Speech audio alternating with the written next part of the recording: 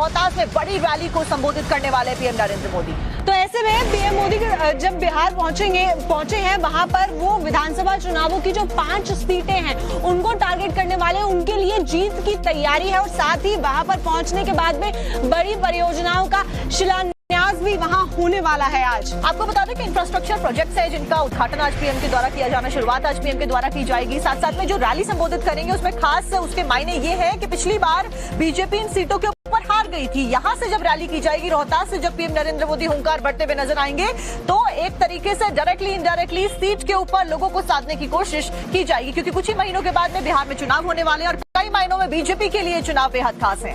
और साथ ही पहलगाम हमले में मारे गए शुभम द्विवेदी के परिवार से भी पीएम नरेंद्र मोदी मुलाकात करने वाले हैं। तो ऐसे में पीएम नरेंद्र मोदी के जरिए बीजेपी बिहार विधानसभा चुनाव की इन 5 सीटों पर जीत की तैयारी में है। 3 तस्वीरें फिलहाल हम आपको दिखाएंगे।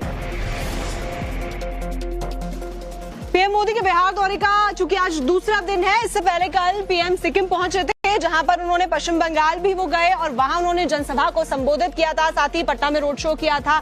उसके बाद बीजेपी दफ्तर में 1.5 घंटे से ज्यादा वक्त उन्होंने नेताओं से मुलाकात की थी और आज 48,520 करोड़ रुपए से ज्यादा के प्रोजेक्ट्स का उद्घाटन और शिलान्यास प्रधानमंत्री नरेंद्र मोदी आज बिहार में करने वाले हैं। जैसे कि हम बता रहे थे कि 5 जो सीटें हैं वो मुख्य लक्ष्य है बीजेपी का कि उनको जीतने की इस बार तैयारी है कि इस बार बिहार इलेक्शन में साक्षी उनको जीत लिया जाए। और इस बार प्रधानमंत्री आज बिहार के बाद में, रोहतास के बाद में कानपुर में भी जाने वाले हैं, जहां पर कानपुर में भी लोगों को संबोधित करते हुए नजर आने वाले हैं। प्रधानमंत्री बक्सर और भरौली के बीच में नए गंगा पुल का शिलान्यास करेंगे, तो साथ ही राज्य में कई सड़क परियोजनाओं की आधारशिला भी रखेंगे। इसके बाद पीएम मोदी का कानपुर पहुंचने का कार्यक्रम है, जहां पर वो रेल, सड़क, मेट्रो और थर्मल प्रोजेक्ट से जुड़े हुए जो प्रोजेक्ट्स हैं उनका उद्घाटन करने वाले हैं।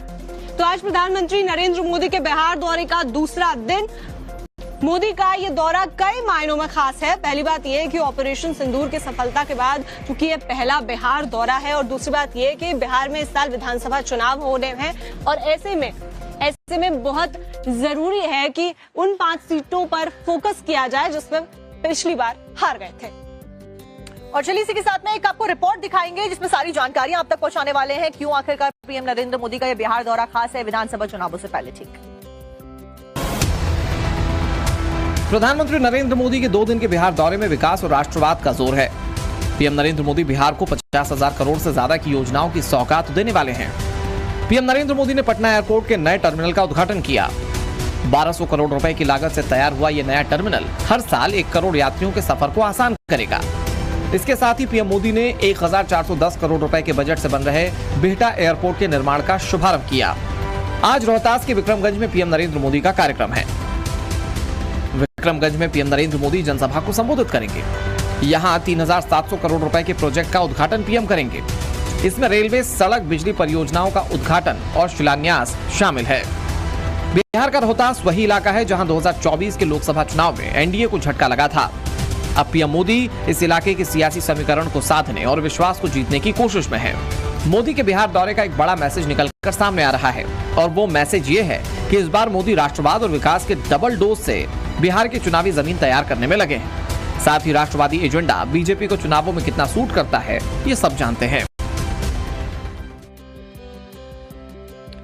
और गृह मंत्री अमित शाह से जुड़ी हुई खबर आपको बताते हैं। आज उनके